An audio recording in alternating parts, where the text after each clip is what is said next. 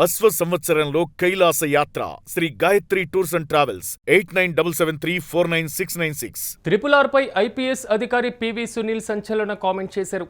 రఘురామకృష్ణంరాజును arrest చేయాలని సిబిఐను కోరారు. IPS అధికారి పివి సునీల్ సాక్షుల రక్షణ కోసం తగిన చర్యలు తీసుకోవాలని కూడా సూచించారు.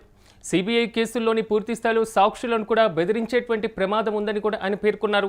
తప్పుడు సాక్ష్యాలు చెప్పాలంటూ ఐపీఎస్ సునీల్ నాయక్ను బెదిరించినటువంటి రఘురామకృష్ణంరాజుపై ఇప్పటికే ఆరోపణలు కూడా ఉన్నటువంటి పరిస్థితి. తాజాగా పివి సునీల్ స్పందించినటువంటి తీరు కూడా రఘురామ పైన తక్షణం చర్యలు తీసుకోవాలని ఆయనకు డిమాండ్ చేస్తున్నటువంటి పరిస్థితి కనబడుతుంది.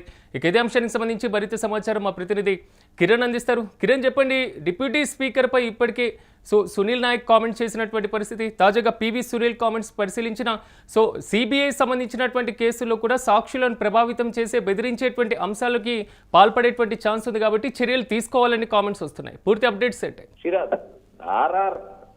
ఏదైతే రఘురామకృష్ణరాజు ఆంధ్రప్రదేశ్ శాసనసభలో డిప్యూటీ స్పీకర్ గా ఉన్నారు, ఆయన ఏదైతే గతంలో 2019లో వైసీపీ అధికారంలో ఉన్నప్పుడు ఆయన నర్సాపురం ఎంపీగా పనిచేశారు. అయితే కొద్ది రోజుల తర్వాత ఏదైతే వైసీపీ అధినేత జగన్మోహన్ రెడ్డికి ఆయనకు విభేదాలు రావడంతో జగన్మోహన్ రెడ్డిని వ్యతిరేకించారు. ఈ వ్యతిరేకించిన నేపథ్యంలో ఏదైతే జగన్ తన పైన కక్ష సాధింపు చర్యలకు పాల్పడుతున్నాడు, జగన్ ని అరెస్ట్ చేయండి, జగన్ పైన ఉన్న సిబిఐ కేసులు అరెస్ట్ చేయండి అంటే ఆయన పలుమార్లు సుప్రీంకోర్టుకి వెళ్ళారు. సుప్రీంకోర్టు చివాట్లు పెట్టి తర్వాత జరిగిన రాజకీయ పరిణామంలో భాగంగా ఏదైతే రఘురామకృష్ణరాజును రాజద్రోహం కింద అరెస్ట్ చేయడం జరిగింది. ఈ కేసులో ఏదైతే కస్టోడియల్ టార్చర్ నన్ను చేశారు, ఏదైతే పివి సునీల్ గా అప్పటి సిఐడి చీఫ్ పివి సునీల్ ఏదైతే బీహార్ నుంచి ఏదైతే ట్రాన్స్ఫర్ పైన వచ్చిన సునీల్ నాయక్, వీరిద్దరూ నన్ను కస్టోడియల్ టార్చర్ చేశారంటూ టీడీపీ కూటమి అధికారంలోకి వచ్చిన తర్వాత ఆయన ఫిర్యాదు చేశారు. ఆ ఫిర్యాదు చేసిన నేపథ్యంలో భాగంగా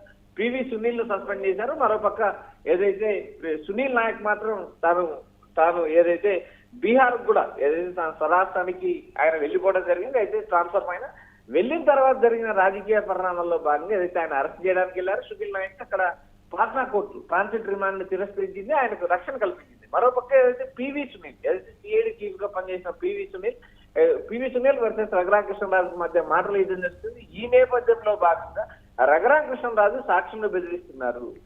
ఈ రఘురామకృష్ణరాజు ముందు అరెస్ట్ చేయండి సిబిఐకి ఫిర్యాదు చేశారు.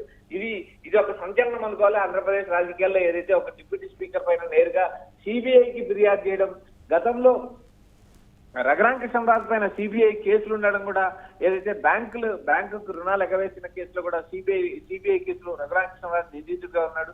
మరోపక్క పివి సునీల్ కూడా కీలకమైన ఆరోపణలు, ఏదైతే తాను తప్పు చేశానని చెప్పి ప్రభుత్వం నన్ను సస్పెండ్ చేసింది. అయితే రఘురామకృష్ణరాజు బ్యాంకులో మోసం చేశారు.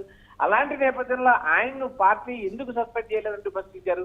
ఇలాంటి నేపథ్యంలో ఏదైతే సాక్షుల కోసం ఏదైతే సాక్షులను ఇప్పటికే పివి సునీల్ ఇటు సాక్షులను రఘురామకృష్ణరాజు బెదిరిస్తున్నారంటూ పివి సునీల్ కుమార్ మరోపైన ఆరోపణలు చేశారు. సిబిఐ కేసుల్లో సాక్షులను కూడా బెదిరించే ప్రమాదం ఉందంటూ ఐపీఎస్ సునీల్ వ్యాఖ్యానించారు. తప్పుడు సాక్ష్యాలు చెప్పాలంటూ సునీల్ నాయక్ను బెదిరించారంటూ రఘురామకృష్ణరాజు పైన ఇప్పటికే ఆరోపణలు అయితే. కిరణ్, కొంతవరకు అంటే ఎలా చూడాలంటారు? ఎందుకంటే ఒకవైపు పూర్తి స్థాయిలో కేసు పరంగా ప్రత్యర్థుల మధ్య నడిచినటువంటి కామెంట్గా దీన్ని పరిగణించాలా, లేదా నిజంగా డిప్యూటీ స్పీకర్ను విచారించేంత అవకాశం ఈ ప్రక్రియలో ఉంటుందంటారా? ఖచ్చితంగా రాజ్యాంగబద్ధమైన పదవుల్లో ఉన్నంత మాత్రాన విచారించకూడదు అనే పరిస్థితి ఎక్కడా లేదు.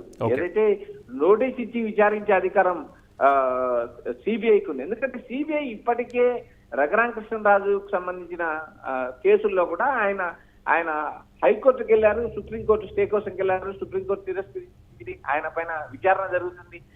ఏదైతే ఒక వ్యక్తి పైన ఏదైతే రాజ్యాంగ పదవుల్లో ఉన్నంత మాత్రాన, ఎంపీ ఎమ్మెల్యే పదవుల్లో ఉన్నంత మాత్రాన వారిని విచారించకూడదు అనేది ఏం లేదు. ఎందుకంటే స్పీకర్ పర్మిషన్ తీసుకుంటారు, స్పీకర్ పర్మిషన్ తీసుకున్న తర్వాత ఆయన విచారించే అవకాశాలు స్పష్టంగా ఉన్నాయి. అయితే రఘురామకృష్ణరాజు ఇక్కడ ప్రధానంగా రఘురామకృష్ణరాజుకు వర్సెస్ పివి సునీల్ కావచ్చు, సునీల్ నాయక్ కావచ్చు, వీరి ముగ్గురు మధ్య నడిచే వ్యవహారం కస్టోడియల్ టార్చర్ కేసు. ఈ కేసులో నన్ను ఇబ్బంది పెట్టారు అంటూ ఏదైతే రఘురామకృష్ణరాజు టీడీపీ కూటమి అధికారంలోకి వచ్చిన తర్వాత ఫిర్యాదు చేశారు, దానిపైన కేసు నమోదు చేశారు. అప్పటి సిఐడి చీఫ్ కన్నా పివి సునీల్ కుమార్ సస్పెండ్ చేశారు. సస్పెండ్ చేసిన తర్వాత కూడా ఆయన నేరుగా ఆరోపణలు చేశారు.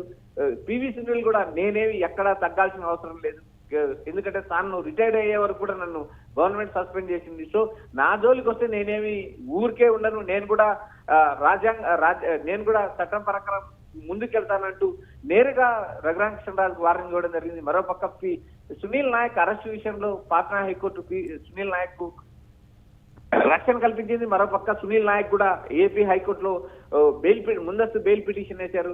ఈ మొత్తం వ్యవహారాలు చూసినప్పుడు ఈ మొత్తం వ్యవహారం చుట్టూ ఏదైతే రఘురామకృష్ణరాజుకు సంబంధించిన కస్టోడియల్ టార్చర్ కేసు ఉంది, ఈ కేసులో నన్ను మానసికంగా శారీరకంగా హింసించారు, ఏదైతే తన మోకాల పైన కూర్చొని దారుణంగా నన్ను కొట్టారంటూ పదే పదే రఘురామకృష్ణరాజు ఆరోపణలు చేయడం, టీడీపీ కూడా అధికారంలోకి వచ్చిన తర్వాత ఈ కేసు నీరు గారిపోయిందంటూ వ్యాఖ్యలు చేయడంతో చివరికి ఎట్టకేలకు సిఐడి ఇటు సిట్టు రెండు ఈ కేసును సీరియస్ గా తీసుకోవడం, పివి సునీల్ కుమార్ ను సస్పెండ్ చేయడం, మరోపక్క ఏదైతే బదిలీ పైన తన స్వరాష్ట్రానికి వెళ్ళిన బీహార్కి వెళ్ళిన సునీల్ నాయక్ కూడా నోటీసులు జారీ చేశారు, పలుమార్లు విచారణకు పిలిచారు.